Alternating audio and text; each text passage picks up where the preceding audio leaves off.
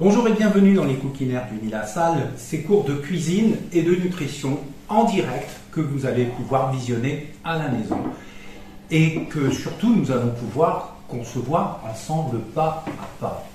Alors, nous sommes en hiver et la question qui nous a été adressée par les associations qui nous ont mis en relation aujourd'hui, nous sommes dans les Hauts-de-France et nous sommes quand même en plein cœur de l'hiver. Donc l'idée c'est que déjà la maladie nous entraîne finalement vers de la fatigue psychologique et physique, parce que cette maladie qui consomme l'énergie que nous ingérons au quotidien, protéines, lipides, glucides d'une part, et donc elle est hautement métabolique si vous voulez, on parle d'hypermétabolisme, et donc il faut manger de tout, ça c'est clair. Et puis aussi il y a la fatigue morale, ce stress latent qui vient en fonction des informations médicales, en fonction des bonnes nouvelles et des moins bonnes nouvelles. Et puis clairement en hiver, c'est pas quand même pas la période la plus enjouée de l'année, et on se dit qu'il fait froid, bien que nos hivers sont de moins en moins froids, mais malgré tout on reste à la maison, on a envie de se mettre un bon pull et de se dire oui qu'est-ce que je vais pouvoir manger pour me redonner finalement de la vitalité. Donc la réponse à la fatigue, que puis-je manger, comment puis-je cuisiner en hiver avec les produits du moment bien évidemment, pour avoir cette vitalité que j'essaie de retrouver. Voilà. Alors on va quand même peut-être avec étonnement pour certains, trouver des beaux produits que l'on va garder dans des silos, qui auront été sortis de terre vers octobre, novembre, et puis qui vont pouvoir être conservés jusqu'au retour des beaux jours, puisque au mois d'avril, on va pouvoir effectivement commencer à récolter dans certaines régions ou sous serre, le mois de mars étant le plus triste de l'année pour trouver quelque chose sortant réellement de la terre, en tout cas dans nos contrées. Alors aujourd'hui, donc moi je suis seul face à vous, mais bien évidemment que tout a été préparé avec mon équipe, d'une part validé par la science, par la médecine, par la diététique. Vous avez sans doute des particularités vous-même en fonction d'effets secondaires que malheureusement bien souvent on cumule. Et le but de nos recettes aujourd'hui, ça va être effectivement de lutter contre la fatigue en hiver. Mais si vous avez d'autres questions sur des effets secondaires ou face à un produit dont on va parler, n'hésitez pas surtout. Alors, vous êtes à la maison, mais vous êtes plusieurs. Donc en fait, vous êtes maintenant 6 connectés, vous étiez 8, 2 personnes se sont déconnectées parce que peut-être fatiguées justement, et on leur demandera justement si c'est un problème de connexion, parce que l'idée aussi, pourquoi on fait ces choses à distance, c'est que pour certaines d'entre vous, je n'en sais rien, je ne le sais pas, on a été mis en relation par vos associations, mais on le sait bien, ces Cookinaires ont été mis en ligne parce que vous êtes peut-être trop occupés par rapport à des activités diverses et variées. C'est pas parce que vous êtes arrêté de travailler pour certains et certaines que vous n'avez pas d'autres activités, donc tout se bouscule un petit peu. De faire ce Cookinaire à la maison, c'est mieux. Certains n'ont pas de voiture, d'autres estiment que ça fait cher d'aller sur la grande ville la plus proche alors que vous habitez en campagne, de pouvoir une nouvelle fois se mobiliser. Aller chez le médecin, c'est important, on pense peut-être que c'est moins important d'aller cuisiner dans l'association du coin, ce qui serait dommage, vous en êtes bien d'accord, de penser cela. Alors il nous arrive de cuisiner dans les associations directement, en direct, bien sûr, en présentiel comme on dit, mais je crois que le Covid nous a vraiment appris à cuisiner à distance et à continuer de travailler à distance. Et c'est important parce que ça veut dire que le parcours de soins est sans interruption. Il y a une continuité de soins entre des ateliers que bien sûr je vous invite à continuer de fréquenter dans les assos de patients de votre ville la plus proche, ici la vôtre, mais également de pouvoir entre les deux d'être avec nous. Donc merci aux 6 personnes connectées. Donc on ne vous verra pas, rassurez-vous, ça a été promis que l'on ne vous verra pas à l'antenne. L'enregistrement ne considère que ma voix et mon image et le plan de travail. D'accord? Donc n'hésitez pas bien évidemment à aller sur le forum de chat. Je vois qu'une personne parmi vous est accompagnée d'un aidant. C'est très bien, merci monsieur. Et donc c'est important, vous avez un rôle crucial. Ça peut être un enfant aussi. Mais écoutez, nous allons commencer à travailler. Nous avons 3 recettes. 3 recettes, allez, on vérifie que tout est OK pour vous. D'autant qu'on va commencer, vous allez voir, dans un ordre un peu particulier. On aurait pensé qu'entrée, plat, dessert, on finisse par le dessert. En fait, on va le placer au milieu parce qu'il y a un temps de cuisson. D'accord? Et puis, par contre, on va commencer par le plat principal. Il est ici devant moi, alors que le reste des ingrédients, je les ai mis hors champ, mais je sais que vous les avez préparés. Hein. Je vous avais dit dans des petits plateaux à part, comme ça on ne se trompe pas. Donc, on va commencer par une paupiette de chou vert au tagliatelle de couleur orange, parce que je vois que vous avez trouvé. Est-ce que vous pouvez me montrer le légume orange que vous avez trouvé? Moi, j'ai de la carotte. Ben, je vois que beaucoup de gens ont de la carotte. Quelqu'un a un butternut. C'est un butternut, je pense, ou oui, c'est un butternut, d'accord. Et vous avez donc carotte et vous avez patate douce, c'est ça, patate douce. Mais écoutez, voilà, moi je voulais quelque chose d'orange parce que la couleur va refléter la capacité antioxydante d'un légume ou d'un fruit. Regardez cet oignon rouge face à moi, il est plus antioxydant, que l'oignon jaune, voire un oignon blanc juste à côté. D'accord? Regardez cette orange, ça va être notre dessert, elle est antioxydante parce qu'à l'intérieur, non seulement la peau bien sûr, mais vous le savez, on ne la consomme pas, quoi qu'on va la zester, elle est donc bio, hein.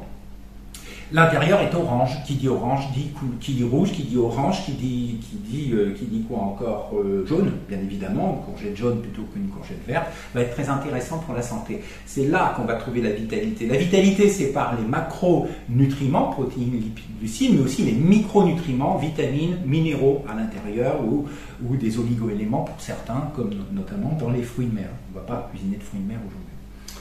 Donc en fait, moi, oui, effectivement, j'ai des carottes, j'ai du chou. Vous savez qu'au Moyen-Âge, j'ai écrit un livre, Cuisiner comme au Moyen-Âge, donc j'ai beaucoup lu des choses. Au Moyen-Âge, le chou était considéré par les médecins qui se voulaient cuisiniers, puisqu'en fait, ils donnaient des recettes comme prescription médicale. Ils disaient que le chou était un médicament. Alors, c'est tellement un médicament qu'on va devoir, tiens d'ailleurs, en parlant, je vous propose, mais je vous avais prévenu de mettre sur le gaz déjà une eau chaude, avec donc une grande bassine de manière à blanchir les feuilles de chou. Alors oui, pourquoi je reviens à mon chou? Pourquoi faire une eau chaude à petite ébullition sans sel, hein, pas besoin? C'est que le chou est tellement fort en micronutriments que en fait il pourrait occasionner des dérangements, des ballonnements notamment. Récemment on a fait un atelier sur les ballonnements, on a bien vu que les gens se détournaient du chou parce qu'il va induire une fermentation des bactéries qui sont naturellement dans votre intestin et qui peuvent être dérangeantes. Un petit peu c'est bien, beaucoup peut être dérangeant. Sauf qu'aujourd'hui, on va en utiliser quand même suffisamment. Donc je vais vous dire des trucs et astuces pour éviter tous les ballonnements. D'accord? Donc c'est un chou vert. Donc aujourd'hui, la recette est à base de chou vert. Elle est d'origine égyptienne.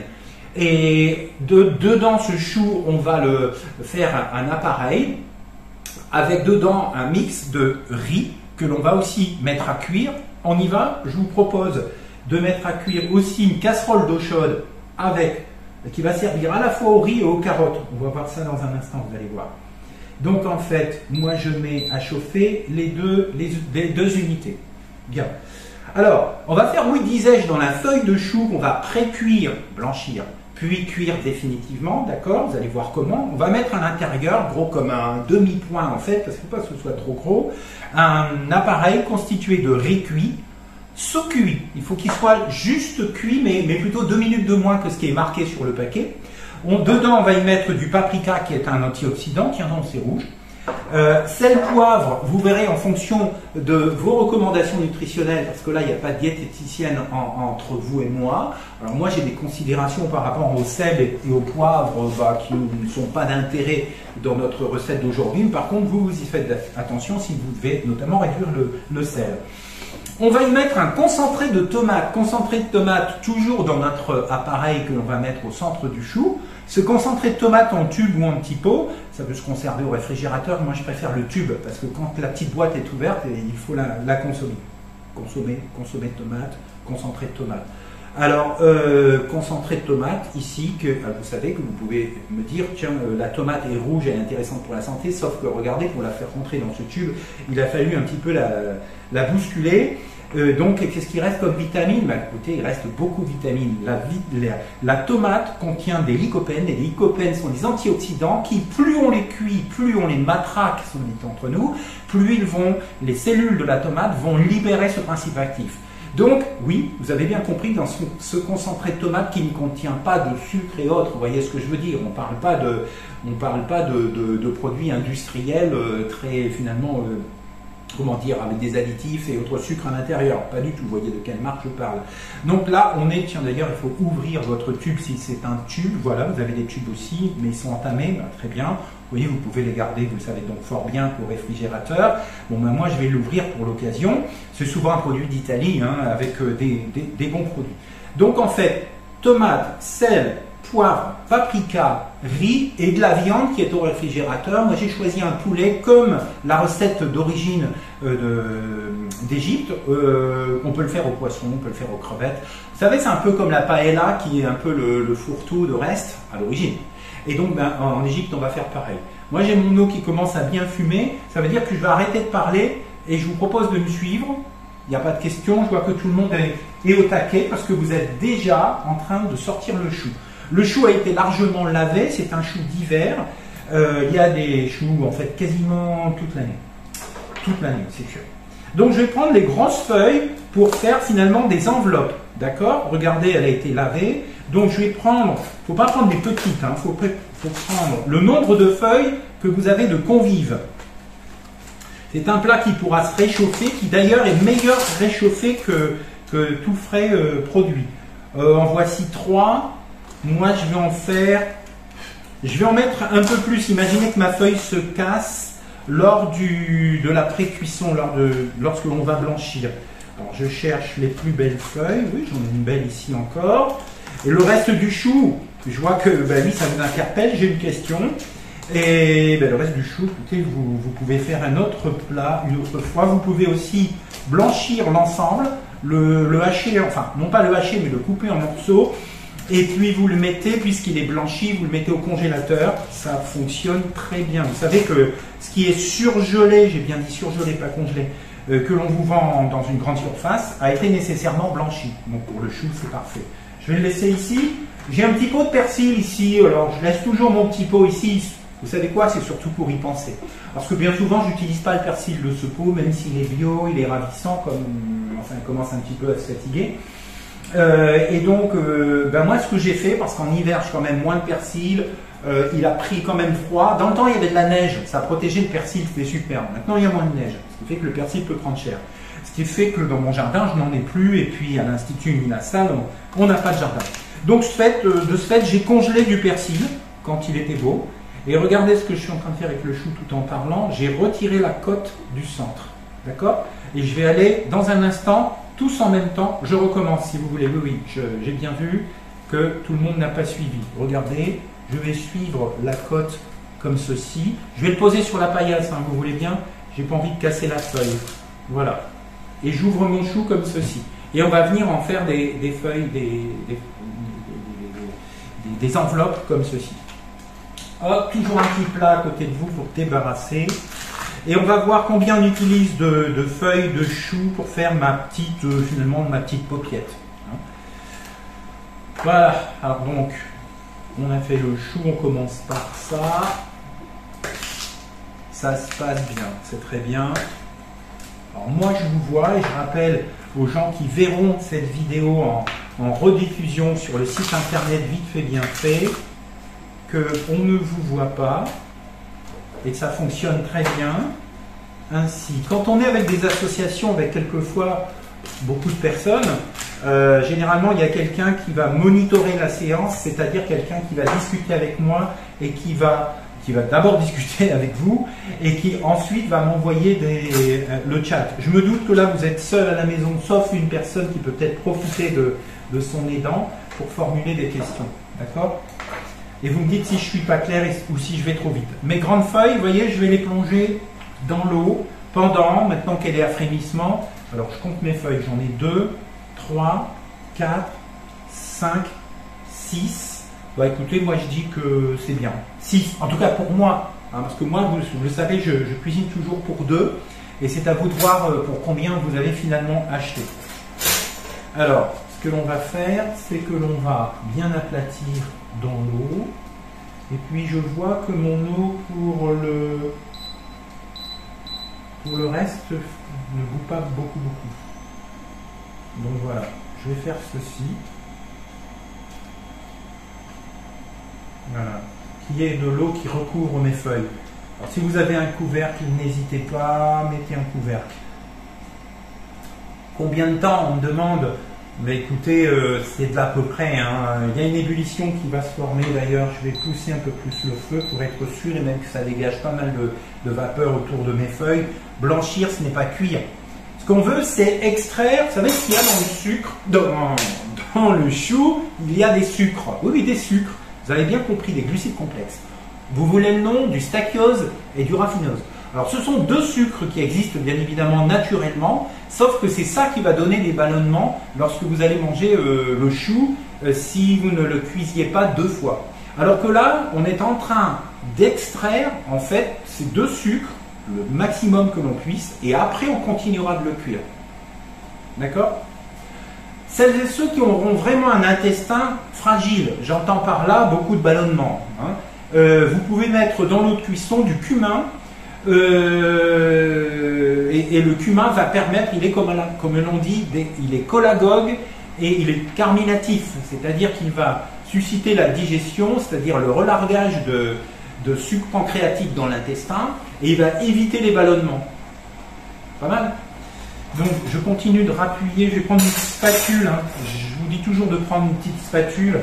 Il n'y a pas que pour les desserts, voilà, c'est à pleine ébullition, c'est ce que je veux, et la feuille va se ramollir. Si on cuit trop, qu'est-ce qui va se passer? La feuille va vraiment se détendre tellement qu'elle va casser et je ne vais pas réussir mes paupières.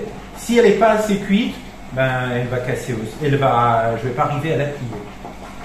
Alors moi j'ai de quoi faire 3. Et vous savez quoi? Je vais en rajouter une parce que j'ai un petit truc à vous montrer. Il y en a une qui va me servir en plus. Eh oui. Et vous savez à quoi elle va me servir? À tapisser le fond de ma casserole quand je vais faire cuire mon chou. Alors comme j'ai des petites feuilles là maintenant. Donc je vais garder des petites feuilles. Vous allez comprendre dans un instant. Faites une ou deux feuilles de plus si vous avez de quoi.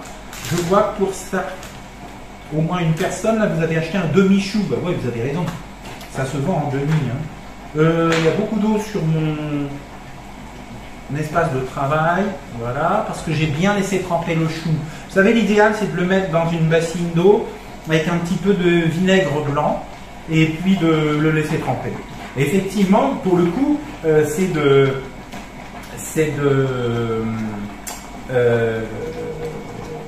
le couper en 2 ou en 4, sauf que là on veut les grandes feuilles, mais d'habitude on le coupe en 2 ou en 4, de manière à pouvoir faire rentrer de l'eau dedans encore plus. Bon là vous avez pris un demi-chou, vous allez prendre que les grandes feuilles d'un côté. Mais je vous avais prévenu qu'il fallait des grandes feuilles, donc je vois que c'est très bien, parce que souvent dans les grandes surfaces maintenant on vous retire les grandes feuilles parce qu'on pense que ça ne vous intéresse pas à tort. Alors, dès que je vais avoir mon chou de près, je vois que j'ai l'ébullition de mon riz. Vous l'avez aussi? Alors, ne mettez pas le riz dedans. Super, parfait. Déjà, j'ai coupé mon feu. Ça ne sert à rien d'avoir une ébullition qui ne serve pas. Je vais vous expliquer pour vous faire gagner du temps. Je baisse un peu tous mes feux là. Ok. Carottes et vous, butternut. Dans tous les cas, oui, patate douce aussi, merci. Et donc, en fait, vous l'épluchez avec un épluche tomate. Et même le butternut, vous allez voir que ça va vraiment beaucoup mieux.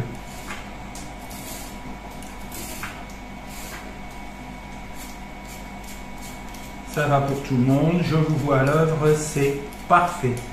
On a juste le temps de faire ça, alors que le chou... On va débarrasser. J'aime pas quand ça traîne partout. Je sais que tout le monde a lavé ses légumes, que la paille est assez propre, mais quand même. Je continue d'appuyer sur le chou de temps en temps, n'hésitez pas. Hein. Voilà. Mon sang, ça ramollit, c'est déjà bien, c'est parti. Ensuite, ma carotte. Hop. Elle est parfaite. Moi, j'en ai besoin que... Enfin, on va voir. Une peut-être. Alors, tagliatelle, en fait, je vais appuyer fort comme ceci. En fait, mon épluche tomate.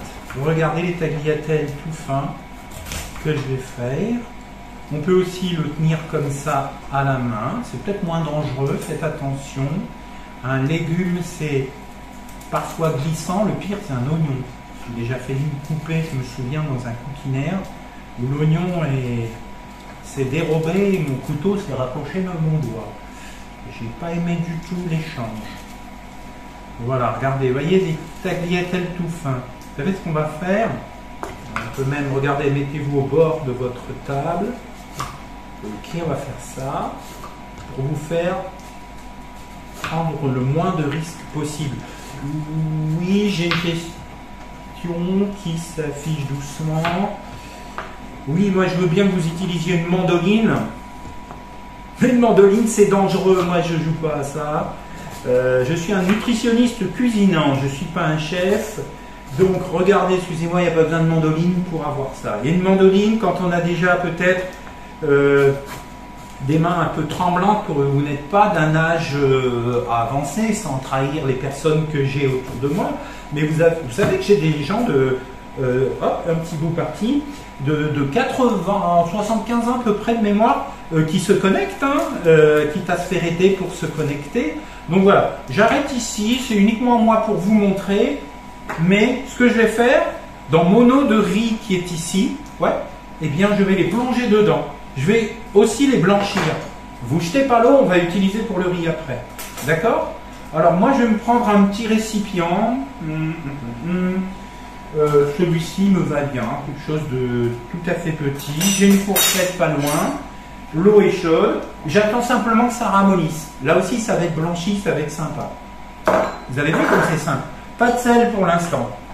Je retourne à mon chou, vous faites pareil. D'accord? Ben, je vais reprendre du feu parce que j'avais coupé le feu pour être sûr de pouvoir discuter avec vous sans devoir me focaliser. Je vais essayer quelque chose. Ah, bah ça me parle. Donc c'est très bien. Perso, moi, mon chou est prêt. Je vous explique comment ça va se passer. Alors, donc pour le coup, je coupe le feu du chou. Voilà. Alors, déjà, ça fera moins de bruit. Alors moi j'ai la chance d'avoir une plaque à induction. Je coupe, c'est terminé, ça ne chauffe plus. Donc, ok, vous avez induction. Qui a des plaques au gaz? Au gaz, c'est très bien, le gaz c'est pareil, ça se coupe tout de suite. Voilà, il y a une personne qui a un halogène. Donc l'halogène, vous faites attention, ça continue de chauffer. Ok, c'est parfait. Je prends une casserole. Je vous avais demandé de préparer, vous vous souvenez, dans la liste de courses, il était marqué aussi matériel un peu plus spécifique. Eh bien, je voulais une casserole pas trop grande. On appelle ça une russe en termes de cuisine. Pourquoi? Parce que je vais venir ici déposer mes boules dans le fond, côte à côte, pour pas qu'elles se démontent.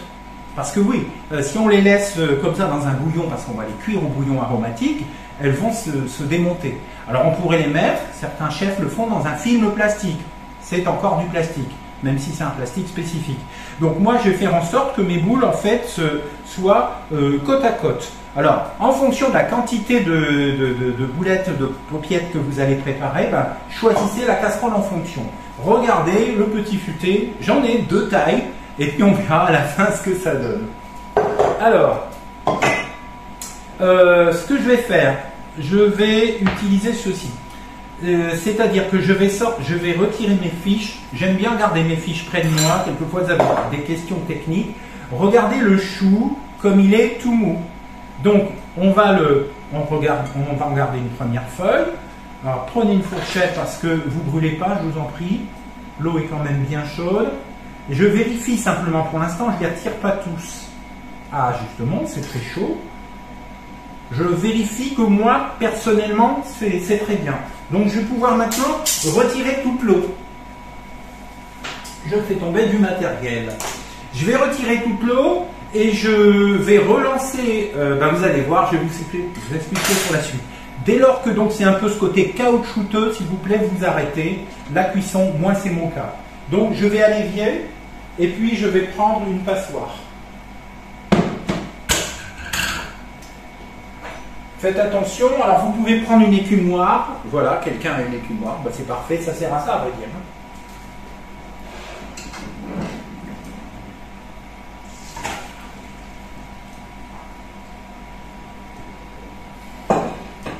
c'est en train de s'égoutter.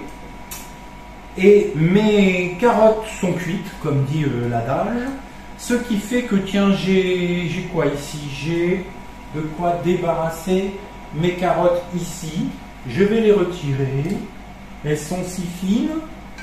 Vous n'avez pas toutes et tous terminé. Eh bien, écoutez, continuez pour les carottes. Vous avez vu, moi c'est très fin. Hein. Vous aviez l'économe. Je vois que vous avez tous. Ouais, ils sont caractéristiques. Hein, ils sont tous rouges. Hein. Et puis franchement, si vous vous faites avoir, vous le payez 4 €. Et si vous allez dans une solderie, vous payez 2 €. C'est franchement accessible. Hein. Il n'y a aucun matériel dans le site Vite Fait Bien Fait qui ne vous engage à des dépenses pharaoniques. Hein. On est plutôt sur beaucoup de choses faites à la main. Regardez, voilà, comme quoi c'est vraiment, voilà, caoutchouteux avec vraiment le bonheur d'avoir aussi préservé les vitamines. Je garde mon eau. Attendez, pourquoi je jetterai cette eau? Simplement, je vais y ajouter du sel. Je vais ajouter mon riz. Donc, à peu près la moitié des gens, vous êtes en phase. Je ne vais pas trop vite quand même pour les autres. Et c'est parti. Autre cuisson, je remets un peu de feu. Attention, le riz, évidemment, va, dès qu'il a ébullition, ça peut déborder. Et c'est surtout pour moi que je dis ça, parce que finalement, on s'aperçoit que c'est moi qui suis moins vigilant. Parce que je veux vous en dire beaucoup plus à chaque fois et je ne fais pas attention. J'ai gardé mes 2 premières feuilles ici, vous allez voir. Donc en fait, ce que je vais faire, c'est rajouter de l'eau dans ma première casserole. Est-ce que j'ai vraiment besoin? Non, pas dans cette casserole-là, puisque je vous ai dit qu'au contraire, on allait contraindre le chou dans des plus petites casseroles. Donc pour l'instant, je ne vais pas faire chauffer d'eau. Vous allez voir, on va ajouter le bouillon quand j'aurai garni ma casserole avec les paupières. Finalement, on range ceci. J'essaie en plus de vous faire gagner du temps et de le côté dangerosité également à éviter. Donc, ce qui fait que mon chou, il en est que, alors je vais vérifier, voilà, je vais l'apporter. Je vois que maintenant vous avez tous et toutes le chou. Le riz n'est pas prêt dans tous les cas, hein. Surveillez de temps à autre. J'en ai peut-être pas fait assez, je sais pas, on va bien voir. Comment il va gonfler. Votre question, quel riz? Celui que vous voulez, celui qui vous fera plaisir. Donc, comment c'est un plat égyptien, donc peut-être un riz particulier. Du riz, il n'y a pas peut-être un mot à dire. Il apporte son lot de protéines végétales.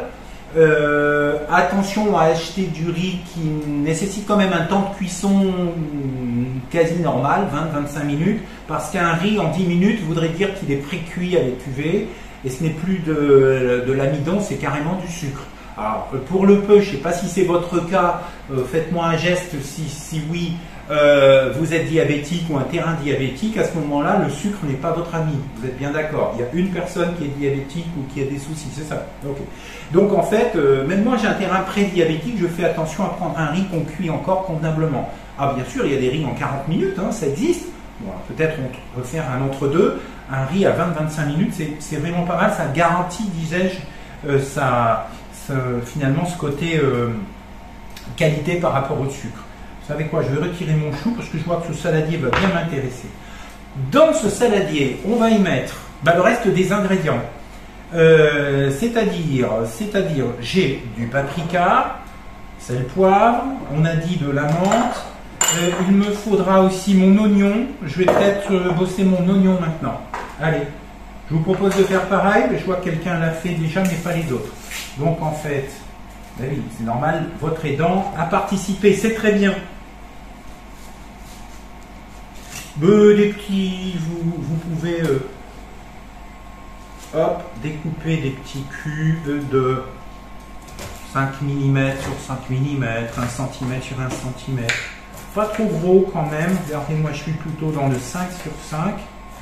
Avec un petit couteau ou alors un gros couteau dit éminceur, mais attention, les gros couteaux c'est lourd. Je ne sais pas si vous avez des petits problèmes de main ankylosées, des problèmes de praxis comme on dit. Moi, il y a beaucoup de patients qui me conseillent de prendre des petits couteaux finalement ou des couteaux en céramique. Alors pour le coup, ça va extrêmement bien pour couper des végétaux humides parce qu'un couteau en céramique, plus il est humide, plus il fonctionne bien. Il faut d'ailleurs le mouiller avant idéalement s'il n'était pas assez. Ici, je mets dans mon saladier mon demi-oignon. Bon, j'ai décidé qu'un demi-oignon, c'était pas mal, ça va donner du goût. Oui, vous pouvez mettre, j'ai une question, une échalote à la place. Ben, écoutez, si c'est votre goût, oui, bien sûr, ça reste une recette, hein, c'est pas brevetable une recette. Vous faites pour vous, messieurs, dames. J'ai de l'ail. L'ail est très utilisé dans l'arc méditerranéen, un peu moins dans le nord de la France, mais dans tous les pays du sud, dans la péninsule arabique, et évidemment rien d'étonnant également à ce qu'on l'utilise en Égypte, puisque cette recette, je rappelle, est le dérivé d'une recette égyptienne. J'ai une peau d'oignon. Ah non, c'est pas une peau d'oignon qui est collée à mon doigt, c'est la couleur de l'oignon rouge. Ben oui, il y a des anthocyanes dedans et ça colore la peau momentanément. L'ail en petits morceaux. Je lève la tête pour savoir si c'est ok. Pas de question, parfait, allez-y. Voilà, l'ail en petits morceaux. Le concentré de tomate, écoutez, je vais attendre d'avoir découpé la viande. Je vois que mon riz est en train de mousser, c'est très bien cette affaire. Parce que je ne voudrais pas que ça monte trop vite. Ok, j'ai aussi, vous l'avez vu, hein, vous êtes curieux, tout à l'heure, vous m'avez montré le jus de citron comme ça, parce que vous en avez aussi acheté en petites topettes comme ça, comme on dit dans le Nord, mais aussi vous pouvez rouler un citron, le couper et obtenir son jus. Et comme j'en ai pas encore parlé, vous me l'avez montré, quelqu'un me l'a montré en disant je fais quoi de ça? Ça arrive dans un instant. Alors hop, je débarrasse tout ça. C'est bon. Sel, poivre maintenant. Oui, si on veut, tiens, il me reste un tout petit peu de sel. Poivre maintenant. Je vais chercher, donc le riz évidemment est loin d'être prêt. J'y fais attention quand même. Alors qu'est-ce que c'est comme riz? Je ne me souviens plus, mais je vais au moins déjà voir. Basmati parce qu'il est long. Long et vraiment, enfin, il a l'allure d'un basmati en petit bâtonnet. Qu'est-ce qu'on a encore? Donc la carotte, c'est pour une sorte de décoration avec, pour bien vous montrer qu'il me faut en hiver un produit orange vitalité. Le chou, on n'ira pas plus loin avec. Je vais chercher aussi du persil, direct dans mon congélateur, si vous voulez bien.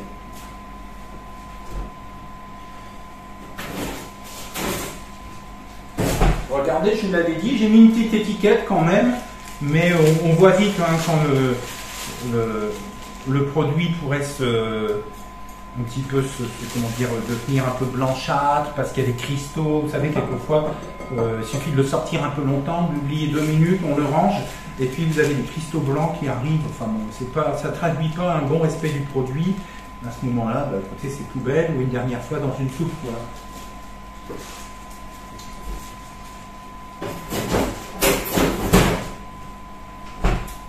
Vous me voyez faire plein de mouvements pour aller jusqu'à mon congélo, mais le micro a un fil et donc j'ai toujours peur de me prendre les pieds dedans. Le riz, je mets un tout petit peu plus de feu histoire de gagner du temps, pas grand chose, un cran de plus. J'ai pas envie d'aller au drame. En fait, le riz c'est pour amalgamer l'ensemble. Alors quelqu'un qui serait végétalien pourrait ne pas mettre de viande, beaucoup de riz et faire un amalgame dedans. Moi je vais chercher la viande.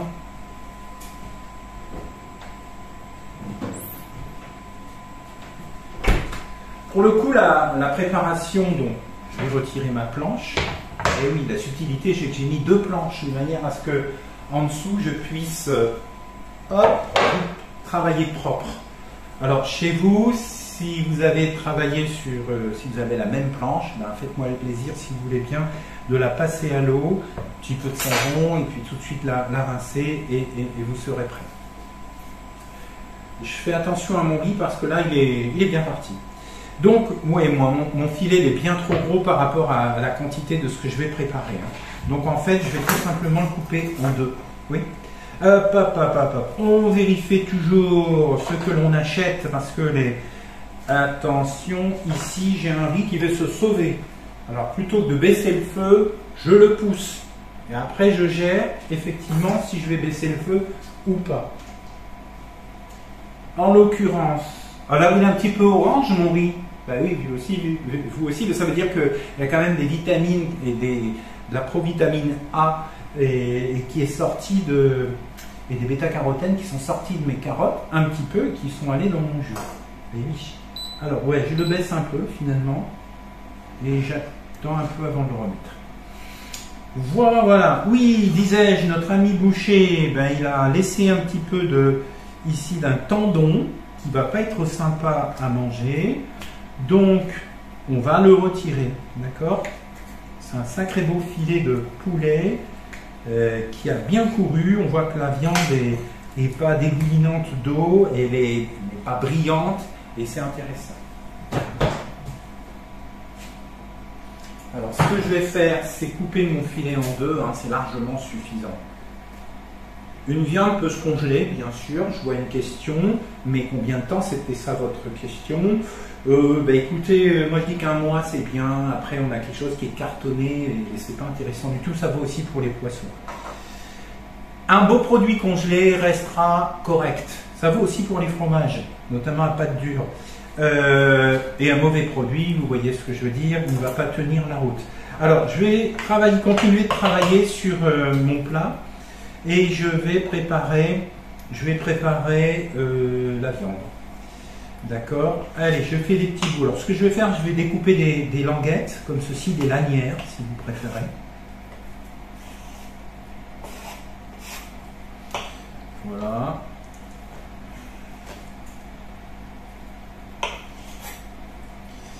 C'est parti. Et ensuite, regardez, je n'ai plus qu'à couper des petits morceaux. Je voudrais bien des morceaux, si vous voulez, disons de maximum 2 cm sur... Enfin, vous voyez, allez, je vous montre parce que c'est pas évident de parler en centimètres. Voilà, des choses comme ça, des petits cubes, qui soient faciles à s'amalgamer avec le riz. Voilà. Ici encore un petit peu, oui, le feu me dit que je peux remettre, il est en train de s'éteindre en disant bon, tu as encore besoin de moi, et je lui explique que oui.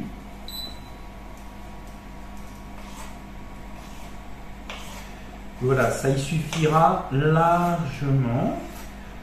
On va mettre l'ensemble de ce que j'ai préparé en poulet dedans. Je vais me laver les mains.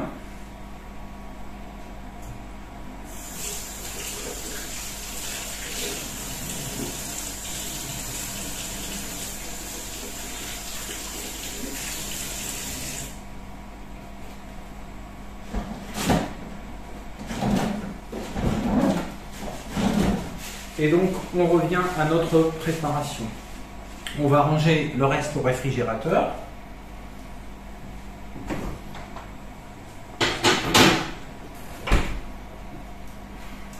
On va donc ensuite, ma place est propre. Paprika antioxydant. Ça pique pas? Non, non, ça ne pique pas. Je viens de voir piquant. Non, non. Vous pouvez mettre quelque chose de piquant, mais c'est vous. Alors ensuite, tomate, qui va donner du goût, hein, l'équivalent d'une cuillère à soupe, par rapport à ma portion pour deux, on est d'accord. Donc ça ne pique pas le paprika. On vous le vend en poudre. Alors vous pourriez hacher un poivron, parce que c'est du poivron rouge, hein, qui est un poivron vert qui est bien mature, hein, qui est pas les poivrons orange et jaune, ce sont des variétés à part. Parce qu'un poivron vert devenant rouge va donner le paprika. En Espagne, on appelle ça du Nora, qui est en fait le poivron qui a été haché simplement et séché. Donc c'est pas de la poudre, c'est des petits morceaux. C'est pas mal aussi, et ça a le même goût, hein, soyons clairs. La menthe, alors c'est de la menthe poivrée, c'est pas n'importe laquelle, elle dégage le nez, pour ça il y a encore mieux, pour dégager le nez et mieux sentir, c'est le basilic, mais la menthe va avoir plein d'intérêt, elle va aussi au niveau de la bouche donner extrêmement plein de fraîcheur, et on est dans la vitalité, c'est pour ça que j'ai choisi une recette qui est jolie aussi, pour que quand on va ouvrir les petites boules de choux, vous voissiez, waouh, c'est beau. Et puis bon, parce que odeur. Et puis dans la tomate, il y a aussi de la tomate, mais il y a aussi un exhausteur de goût naturel, qui n'est pas du sel, non, non. Il y a du glutamate de sodium naturel dans de la tomate. C'est pour ça qu'on en retrouve dans plein de recettes où on dit sans sel ajouté, tu parles. On a en fait ajouté du concentré de tomate. Moi, j'ai mis 3 pincées de menthe. D'accord? J'ai mis le sel et mis le poivre. En fait, j'ai tout mis. Si je regarde, je n'ai plus aucun ingrédient ici. Alors, cela dit, j'ai pas mis ici, j'ai mis suffisamment de persil. J'étais un peu dans le doute.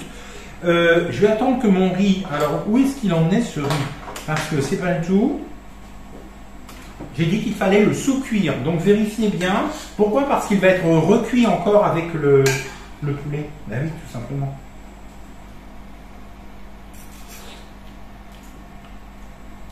Moi, je l'arrête là. Pour moi, il est sous-cuit comme je veux.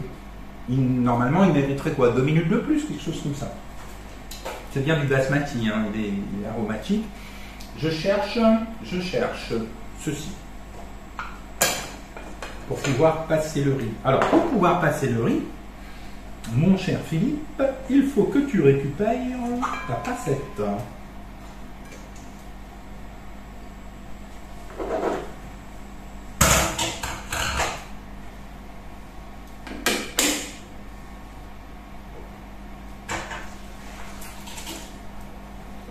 Alors on peut, si on veut, rincer le riz, c'est plus pour casser la température, pouvoir le manipuler après. Bien qu'on ne va pas le manipuler avec les mains, bien sûr, mais on va le manipuler avec une spatule, des cuillères. Et si vous voulez mettre les mains, vous utilisez des gants. J'attends que mon riz s'égoutte un petit peu, on va mélanger tout ça. Alors, pendant ce temps, parce que je pense déjà au plat suivant qui n'est autre que le dessert, vous avez pensé à mettre le four. Parce que ce sont des fruits cuits au four, et non pas l'inverse. Donc en fait, j'ai mis mon four à 180 degrés. Faites pareil avant d'oublier. Alors, je vais séparer ma viande un petit peu regardez, ma viande de poulet.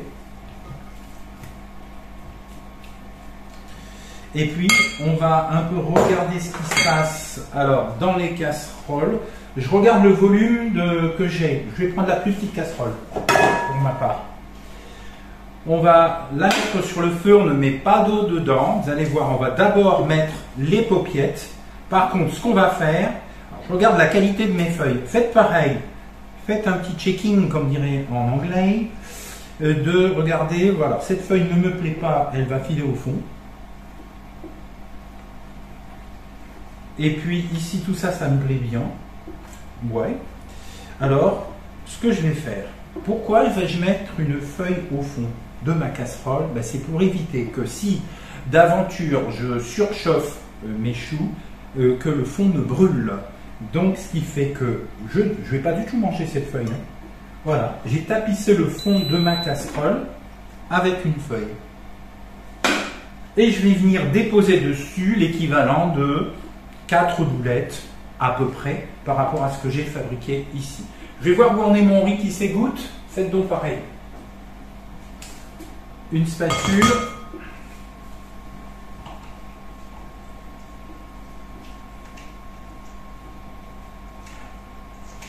Voilà, il est en train de s'égoutter.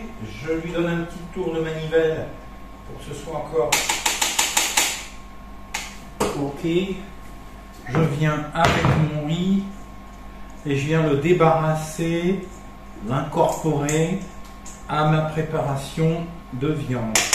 Pour l'instant, c'est le seul ingrédient qui est cuit, vous êtes bien d'accord? Donc là, je vais pouvoir mélanger l'ensemble.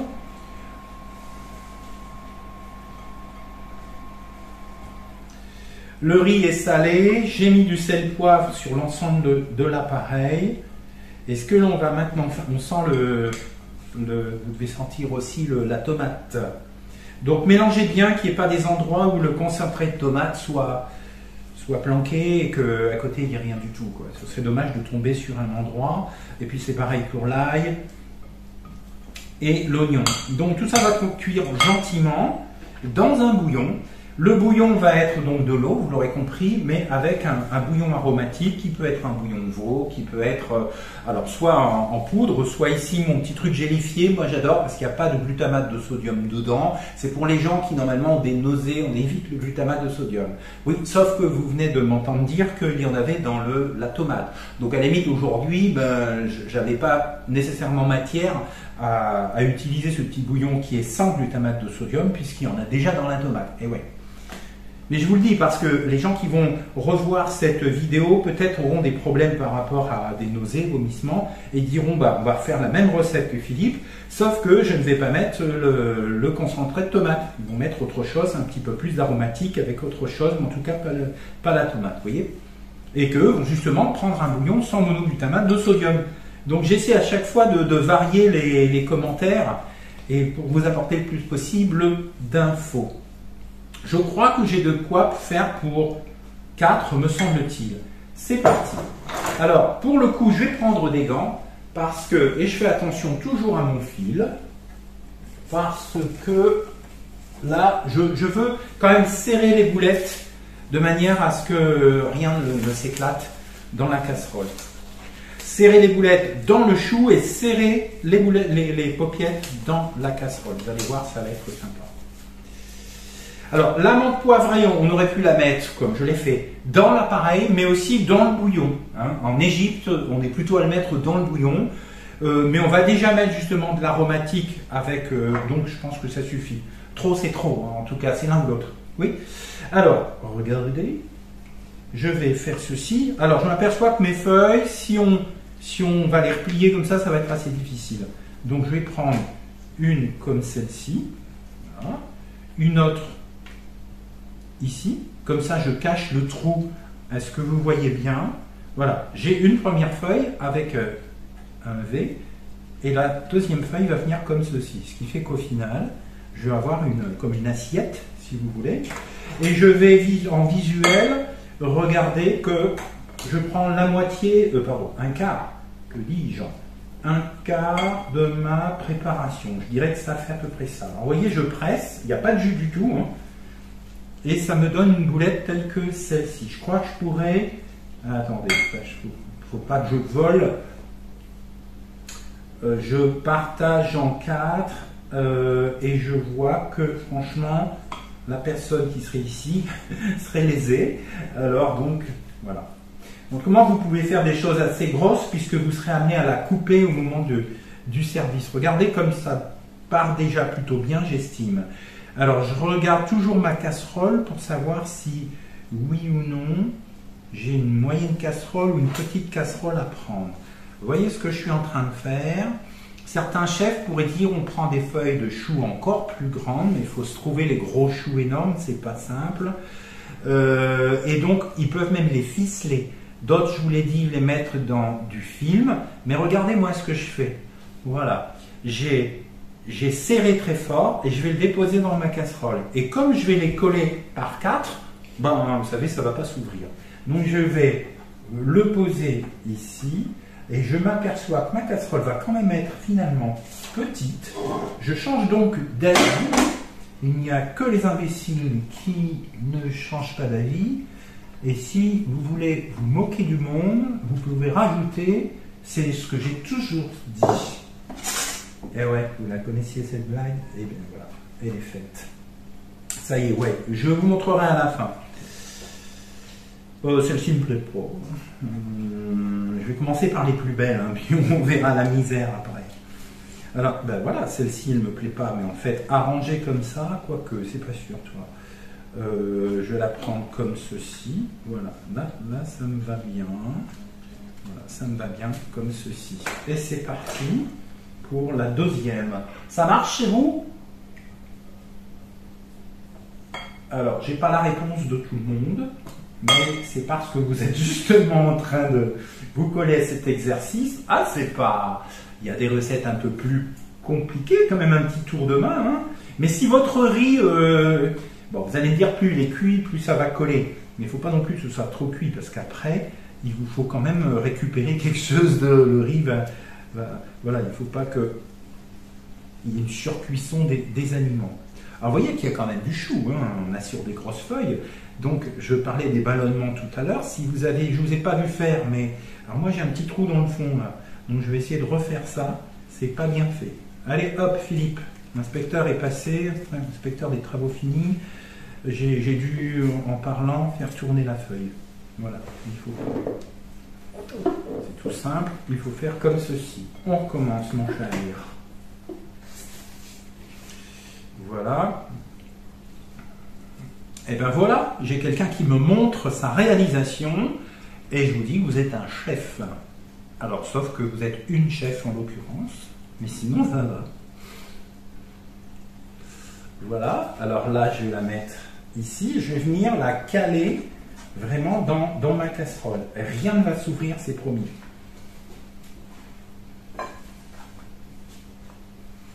Mais ici, j'ai envie de la tenter carrément, de l'ouvrir, voilà, comme ceci. Et celle-ci, on va finir là. Allez.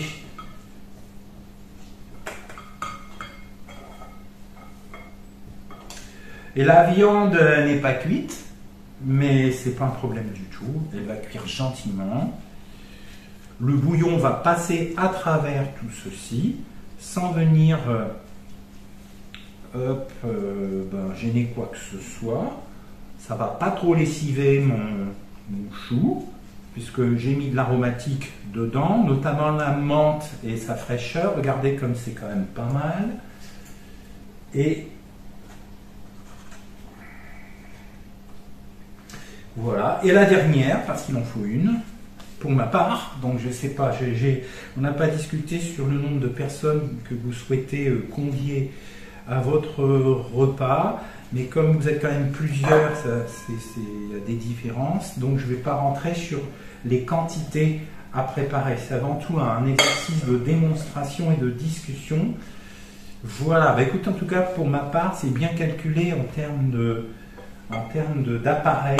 J'ai juste la quantité que je veux. Je craignais de manquer un peu de riz, mais il a bien gonflé.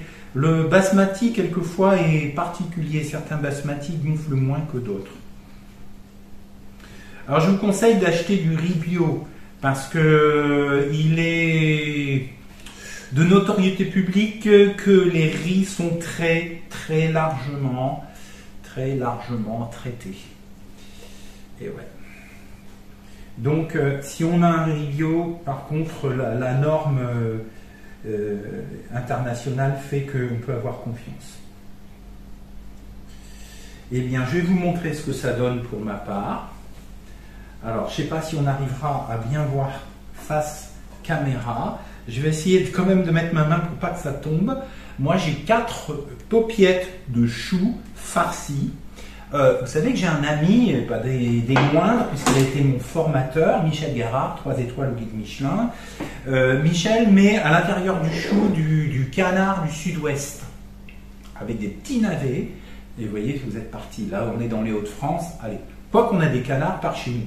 Alors, maintenant, ce qui va me rester à faire, et j'espère que vous me suivez,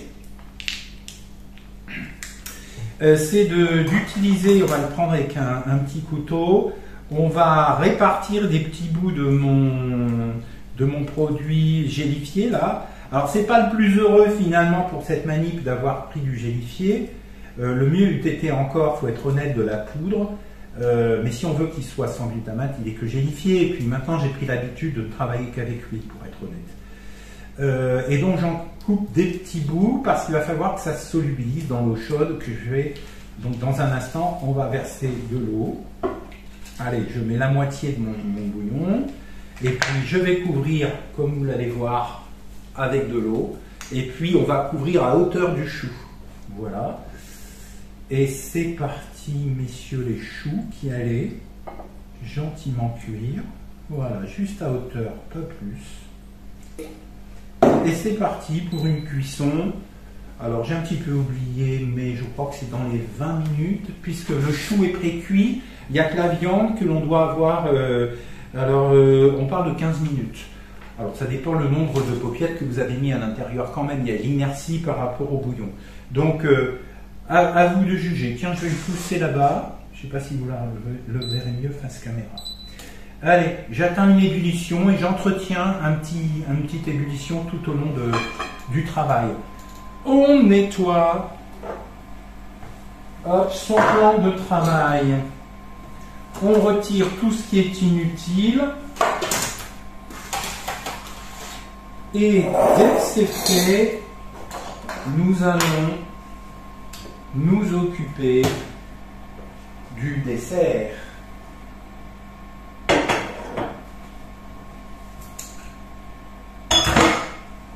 Pour le coup, parce que là vous vous dites, dis donc, l'heure tourne, on avait dit à peu près 1h30 ensemble. Oui, mais attendez, le dessert et le plat et l'entrée vont être extrêmement rapides à faire. J'essaie toujours d'avoir voilà, une moyenne entre les deux.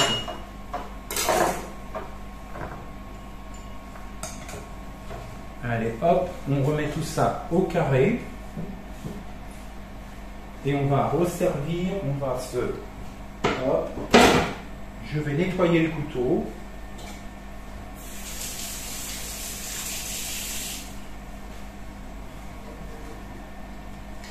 Mes ustensiles sont à peu près en ordre. Je n'ai plus besoin de plein de choses.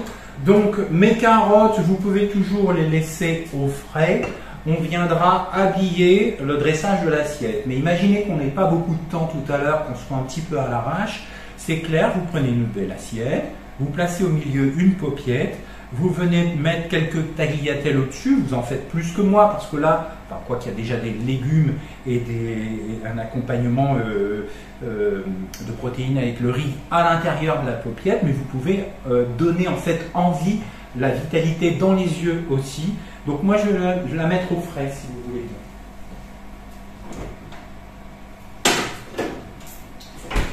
Je pense qu'il est temps de tirer les gants pour ma part et de passer à la suite. Je vais me trouver une planche propre et également apporter mon plateau d'éléments pour mon dessert. Le four est chaud parce que je vérifie, vous me dites tous que oui, c'est parfait. J'ai une plaque là-bas au bout, elle m'intéresse. Et donc, il suffit que de surveiller l'ébullition des choux. On a dit environ 15 minutes. Ça, c'est inutile a priori. Allez, on est reparti au propre. Pour vous aussi. Je continue un petit peu à parler, je vois que tout le monde n'est pas forcément à l'heure, mais oui, la première recette honnêtement est un petit peu longue. On n'est pas dans le vite fait, bien fait, on est dans le bien fait, c'est sûr, fait avec amour. On est dans le bienfait BIENFAITS parce qu'il y a des bienfaits, vitalité, et le chou vraiment est la base de notre recette aujourd'hui, et les aromates qui vont avec. Et maintenant, réellement, le dessert va être du vite fait. Qu'est-ce qu'il nous faut pour le dessert? Il nous faut, alors attendez, je cherche des yeux du matériel que j'ai déplacé peut-être quelque part. Oui, je viens d'utiliser pour les carottes. Puis-je demander qu'on me donne un petit récipient à mon assistance, un petit récipient pour moi déposer quoi donc? Pour moi, cuire au four. Je cherche des cieux pour voir cuire au four les oranges. Où l'aurais-je mis? Voilà. Bah écoutez, merci beaucoup. Oui, vous pouvez prendre un plat à tarte ou alors un petit récipient de ce genre qui va aller au four. Sauf que je viens de l'utiliser pour les carottes. Et oui, je me suis fait prendre à mon propre piège. Donc ça va très bien parce que moi je vais cuisiner pour une ou deux personnes, vous allez voir. Alors moi ce que je vais faire, je me suis trompé de plateau. Ça, ce sont les aliments pour l'entrée. Hop, on revient, un tour de passe-passe, et je reviens à mon dessert. Bon, on est en hiver. Je veux rester dans l'orange, c'est qu'à le dire, puisque c'est vitamine. Donc, vous m'avez trouvé, je vous avais dit au choix, mandarine, clémentine, orange, etc. Alors, qui a quoi? De la mandarine ou clémentine, j'arrive pas à voir, on me dit clémentine. Clémentine, c'est très bien. De l'orange, moi je suis resté sur l'orange comme vous le voyez. Pourquoi pas, en fait, on fait ce qu'on veut. On veut de la vitamine C. Alors, j'ai de l'orange. L'une va servir pour son jus, l'autre pour décolleter justement des éléments d'orange. Si vous sentez qu'elle est très juteuse, parfait, et très goûteuse en termes de sucre, ne rajoutez rien. Sinon, vous pouvez toujours rajouter un tout petit peu de sucre qui va en plus caraméliser au four, parce qu'on a une cuisson au four, ça peut être sympa. Sucre de fleur de coco, comme à mon grande habitude, qui est le moins cher des sucres les plus intéressants, à savoir riche en micronutriments et surtout en fait de minéraux. Là, j'ai un bon miel, bon, je cache un peu l'étiquette, mais il est français au sens où ce n'est pas du sirop de glucose qu'on a mélangé avec un fond de miel, non, c'est vraiment un beau miel. Et on va venir en fait déposer du miel sur les éléments d'orange. On va venir aussi déposer un petit peu de cannelle, si vous aimez, on est en hiver, hein, c'est parti. Hein. Et donc, on va venir rôtir tout cela, ben, tout simplement. Voilà. Eh bien, écoutez, je n'oublie rien d'autre que je vais alors peler à vif une orange. Alors, on va voir si ça se passe bien. Si vous êtes d'accord avec moi, pour certains, c'est le cas. Alors, si c'est des plus petits fruits, ben, ça ira d'autant mieux. Alors, donc, je vais essayer de faire ça bien. J'entends que mon chou ben, est content, c'est-à-dire j'ai l'ébullition. Voilà ce qui me fait dire qu'il est content. Ça veut dire qu'il est en train vraiment de cuire de haut en bas. Alors, voilà, je vais retirer toute la pulpe de l'orange. Il s'avère qu'elles sont bio. Bah c'est très bien, c'est pas plus mal. Ça veut dire qu'on peut utiliser le zeste des oranges. Si vous voulez, on peut le faire après. Alors, vous qui avez des mandarines, vous m'avez dit, vous pouvez remettre du zeste d'orange dessus, franchement. C'est un petit détail. Mais disons que c'est plus aromatique encore que le jus. Attention, ça ne brûle pas par contre à la cuisson. J'ai toujours peur de ça. Ok, bah, je suis en train, vous le voyez, de lever, je passe les doigts sous la peau. Voilà. Et c'est fait. J'ai ce qu'il faut. Alors, je vais regarder s'il ne reste pas trop de pulpe.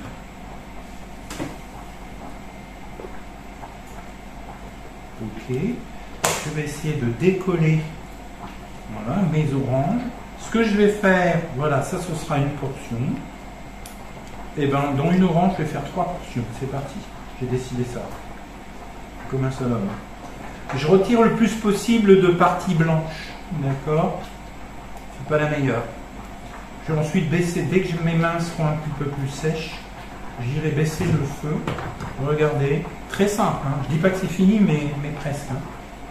Allez, on s'occupe de baisser un petit peu le feu. Parce que là, ça goûte sérieux. Voilà. Que voulais-je dire? Bon, je vous ai dit du jus d'orange. Allez.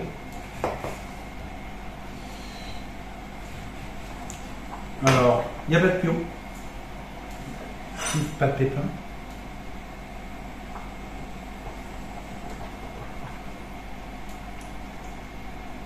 Puis vous pouvez utiliser, oui c'est ça que vous êtes en train de me dire, vous pouvez utiliser évidemment un presse-orange. Moi, moins je salis de matériel, mieux je me porte, et j'ose penser que vous êtes dans le même état d'esprit. Ensuite, là mes mains sont vraiment à laver.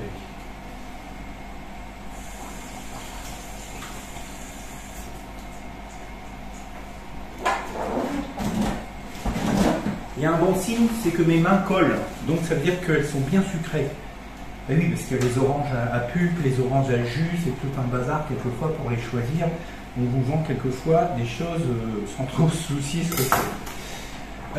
Ben moi je voudrais de la cannelle, on avait dit, n'est-ce pas? Alors la cannelle est antioxydante, c'est très intéressant, et puis elle est vraiment, elle a un goût très puissant, j'espère que vous aimez. Après, vous pouvez choisir autre chose. Hein. Certains pourraient mettre une gousse de vanille grattée. C'est pareil, ça va stimuler les papilles. On veut le côté, comment dire, stimulant de par l'œil, d'accord, c'est orange, mais surtout par j'ai une cuillère propre ici, en bouche, quoi. On sent le côté Pepsi des choses.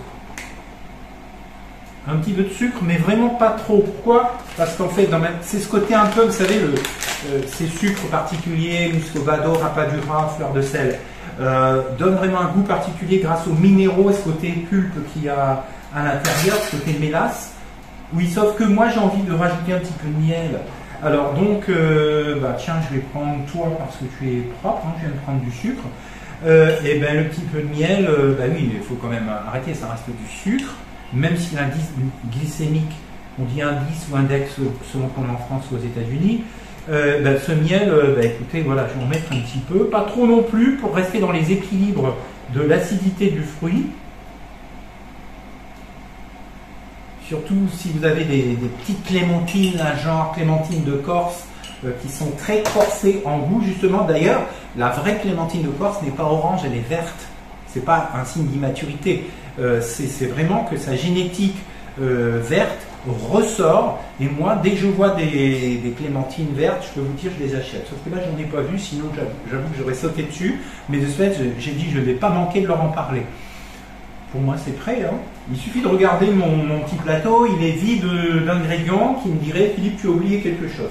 Eh bien, écoutez, ça part au four. Ça part au four pas longtemps, mais il faut quand même que ça devienne un peu confit. Donc, je dirais, alors regardez après 10 minutes, mais sinon 15 minutes probablement.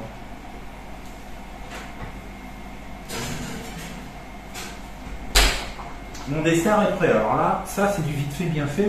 Je vous l'avais promis. Bon, ben maintenant, on va passer au plat suivant, le dernier de cet atelier. Là, je suis obligé de nettoyer ma planche parce que je n'en ai plus. Et donc, il faut vraiment...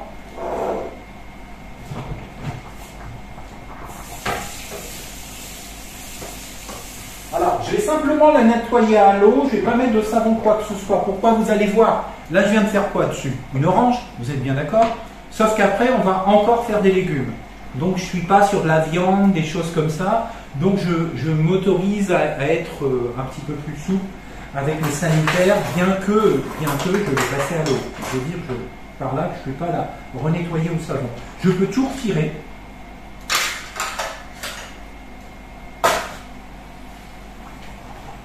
Et m'appesantir cette fois-ci. Alors, vous en êtes que vous enfournez pour certains. C'est très bien, je vous laisse faire. Là, les cuissons sont en cours. La cuisson est en cours. Je vais quand même... Ma Maryse avait servi tout à l'heure à mélanger mon appareil de riz. Je vais la reprendre. Elle était posément mise dans la passoire, donc pas de souci. Et puis là, je suis en train d'aplatir un petit peu mes boules. Hop, mes 4 paupiettes. Comme ça, elles baignent bien. Ah, j'ai une petite odeur de menthe. Sympa, je vous le dis. Bon. Alors, je vais retrouver mon pot de miel. J'attends encore une personne. Je sors mes ingrédients.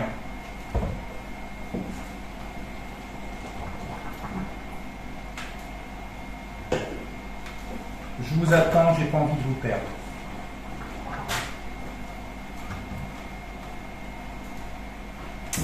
C'est parti à ce qu'on me dit, je peux y aller. Alors, je peux y aller à quoi faire? C'est pas tout. Alors, ce plat qui, aujourd'hui, j'avais décidé que ce serait l'entrée, mais demain, c'est un plat si vous voulez. Verrine de légumes racines. Alors, verrine, il faut quand même quelque chose d'assez ambitieux pour mettre tout ça. J'ai pris des idées d'une copine qui est au Canada, qui met tout dans des bocaux. Et j'ai aussi une copine chef, évidemment. Un autre qui est un chef meilleur ouvrier de France, qui est à Amiens, Hauts-de-France, Cocorico, qui cuisine dans des bocaux. Enfin, qui cuisine ou qui présente dans des bocaux. C'est Monsieur Bocaux. Et donc, il se reconnaîtra. Bonjour Stéphane.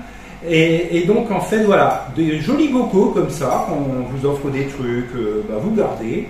Et dans les solderies, ça ne coûte pas cher du tout.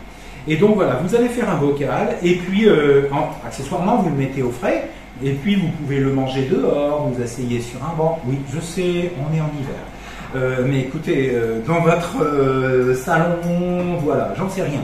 Où vous voulez, mais oui, ça serait plutôt en été, je suis bien d'accord. Selon la portion, on va bien voir ce que l'on met dedans. Mais j'ai trouvé ça mignon, je les ai toujours gardés. Verrine de légumes du moment.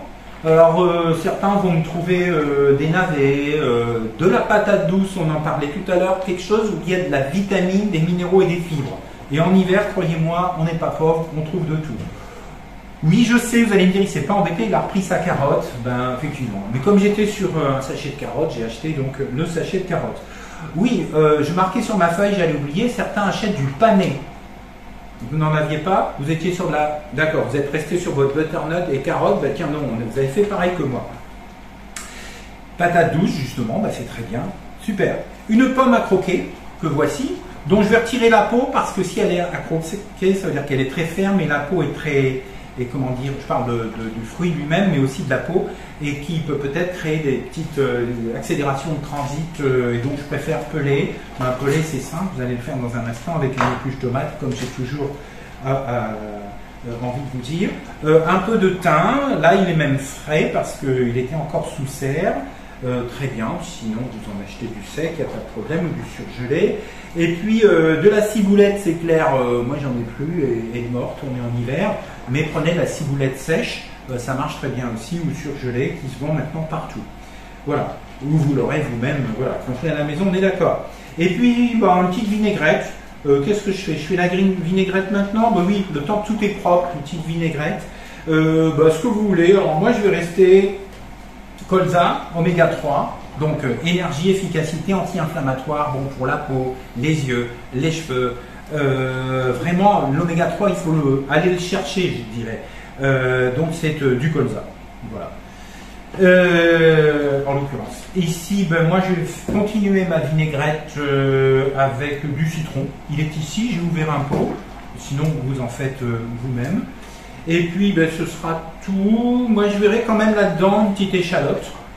Et je vais couper pour donner du croquant. Ben, tout simplement une endive. Hein, c'est un produit phare du moment. Et c'est parti.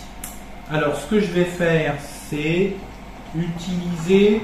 J'essaie de penser au récipient que je vais utiliser. Je vais peut-être en fait utiliser directement le pot dans lequel je vais mettre tout ça.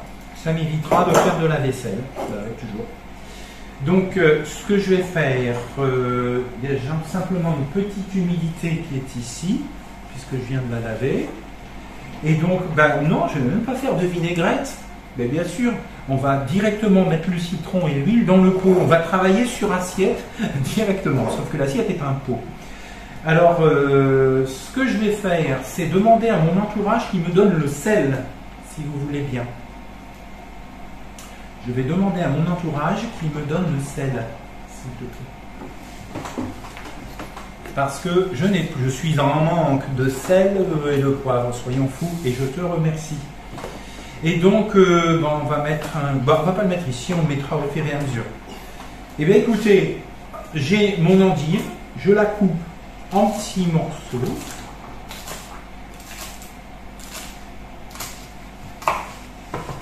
Allez, on va en mettre dans le fond. On continue d'en mettre des morceaux un peu plus gros pour croquer. On doit être un petit peu surpris si vous voulez. Alors ce que j'ai fait, vous ne l'avez pas vu parce que j'ai préparé mon endive, elle était plus longue. J'ai retiré le talon de l'endive qui est amère, qui peut être amère. Surtout si c'est une endive de terre qui a été poussée vraiment dans un champ. Si c'est une endive qui a été poussée dans un hangar qu'on appelle hydroponique, c'est-à-dire qu'il n'y a plus de terre, bon, bah, elle aura déjà moins de goût, donc c'est pas plus mal que pour ceux qui n'aimeraient pas. Je vais continuer de la couper, mais je ne vais pas charger mon pot maintenant. Ce que je vais faire, je vais aussi mettre une partie un peu, voilà, côté plus pointe de salade, et je vais la réserver ici. Alors, est-elle bonne? Pas amère du tout. Si elle avait été plus amère, la place du miel aurait encore été plus intéressante. Le miel, là, il est pour ce côté énergie du miel, vitaminé, et puis il apporte des sucres rapides, évidemment, donc Pepsi. Je vais continuer par la pomme, qui a été lavée, donc la plus propre. Ouais, vous faites ce que vous voulez, hein. À ce que je vois, oui, tout le monde est parti dans le sens qu'il voulait. Mais écoutez, c'est très bien, à la fin, le tout, c'est d'avoir votre mélange. Hein. Voilà. C'est quand même bien ces petites choses-là, hein. Ça vous aide. Hein. C'est facile à nettoyer. Ok.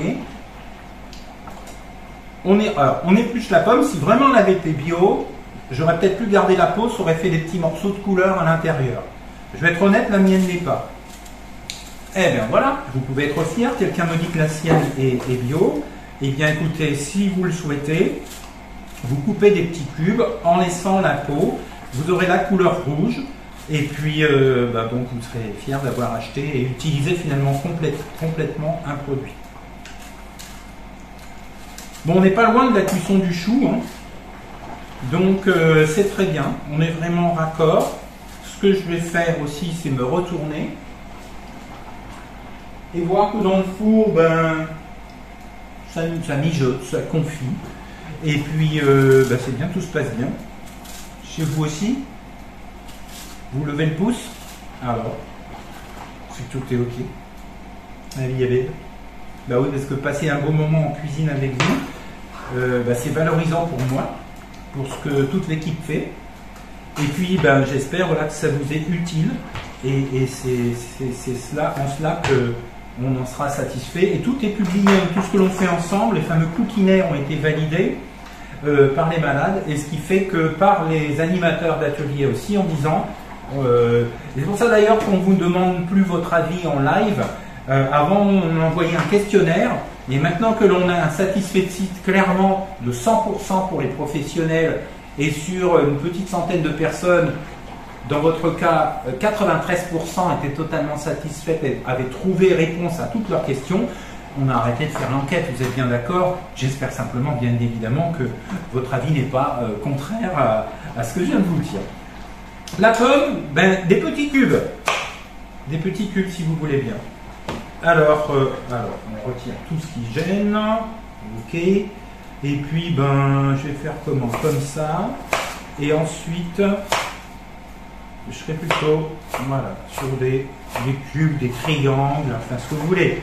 J'ai voulu dire quelque chose de petit. Et si c'est pas assez petit, vous reprenez après.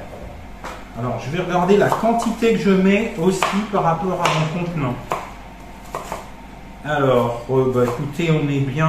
Je ne vais pas faire plus petit parce que sinon on va se perdre dans le reste. C'est très bien, ça me va. Je ne vais pas tout mettre maintenant, on va faire comme tout à l'heure. La carotte, elle est ici. On est bien d'accord qu'il faut une carotte, j'ai un doute. Alors je me penche, oui, on a bien une carotte, on a une pomme à croquer, on a l'endive, on a le thym. J'ai eu un doute d'un seul coup de savoir si je devais utiliser la carotte. Alors c'est pareil.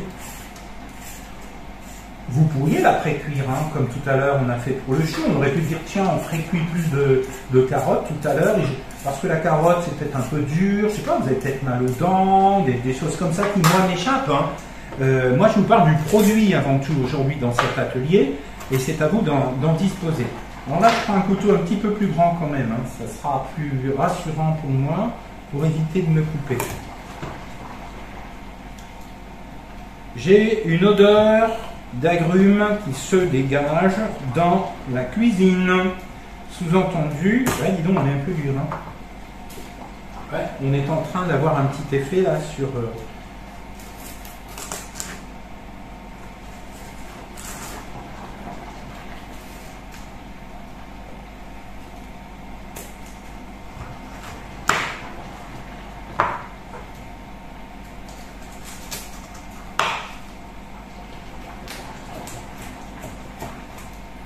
Bon, on a quand même.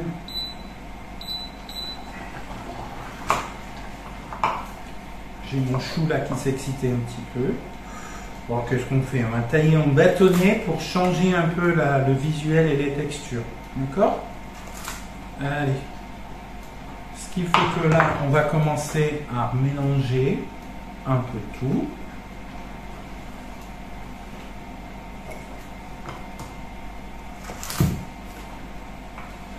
Et puis on a beau être en hiver, on est quand même en train de penser, cette salade est quand même quelque chose de fraîcheur, de vitamine, et c'est totalement vrai, je pousse un petit peu.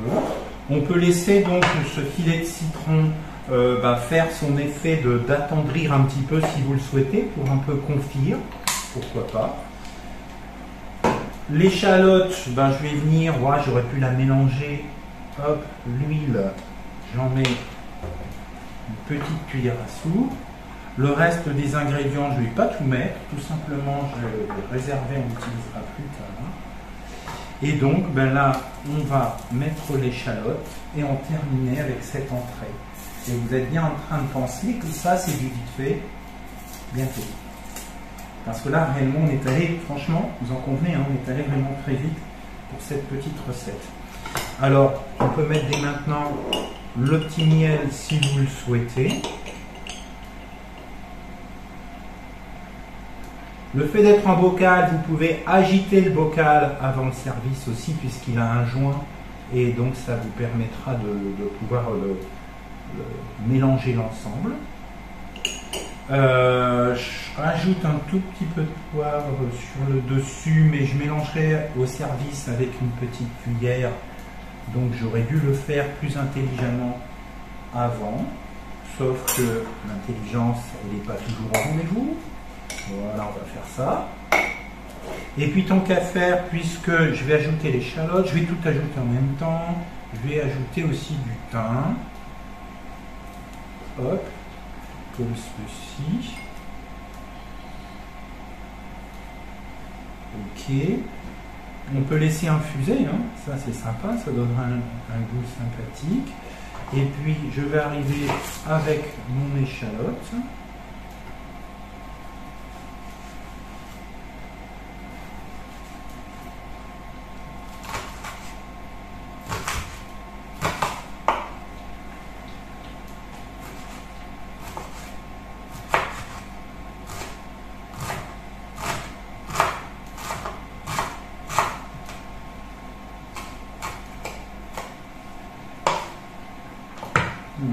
Je vais peut-être pas tout mettre, en tout cas, voilà, je vais attendre, hop, on va mettre un petit peu partout.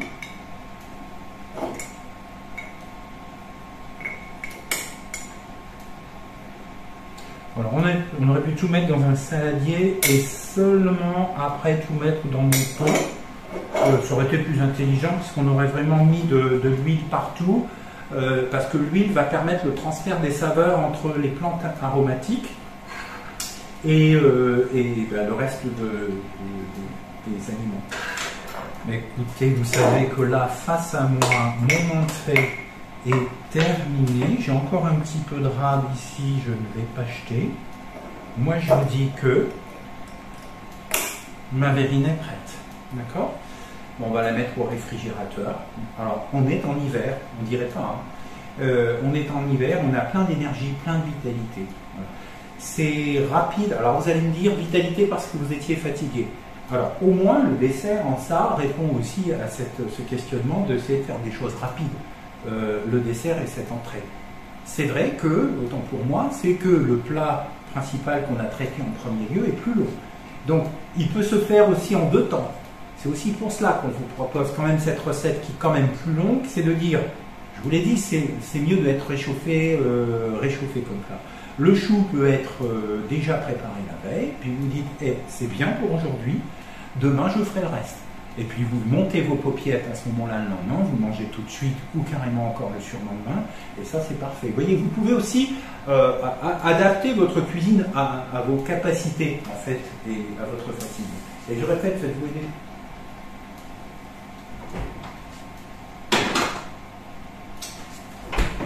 Je vais ressortir le chou.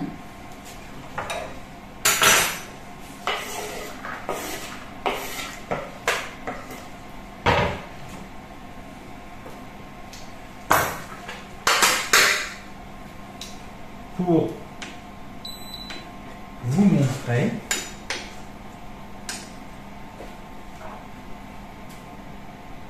l'idéal aurait été que j'égoutte l'ensemble, mais on est à la fin de notre travail. Tiens, regardez, je vais choisir, on va me tendre une assiette blanche qui est juste là devant moi. En fait, ça va être très joli. Grand merci. Et je rappelle que sans l'équipe technique, ben, rien ne pourrait exister. J'attends un petit peu. Hein. La logique voudrait qu'on égoutte l'ensemble. On a déjà longuement travaillé ensemble. Et puis c'est pas mal d'avoir le petit jus aussi qui va resuer. Regardez comme on peut être content, j'espère que c'est votre cas. Comme j'avais bloqué dans ma casserole, j'ai un chou à juste cuisson. Vous allez me dire, je ne l'ai pas ouvert, mais j'en suis sûr, on est quand même là sur 20 minutes de cuisson. Le jus, je vous conseille quand même de ne pas le garder, même si c'est le deuxième jus de cuisson. On ne sait jamais, ça reste du chou. Moi, je vous souhaite un bon appétit et je vous souhaite une bonne continuation. Mais avant la continuation, il s'agirait peut-être que l'on sorte le dessert, tout simplement. Et j'allais l'oublier, et merci à l'équipe qui vient bien évidemment de me faire signe.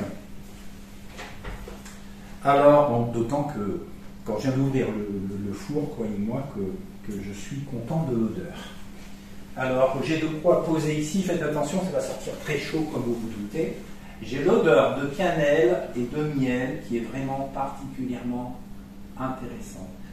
Et là, le côté vitalité, même s'il est atténué parce que clairement les vitamines ont été un peu détruites par le four, soyons clairs. Hein. Mais alors je peux vous dire, le vitaminé vient aussi de l'énergie que ça me donne à me donner envie de manger.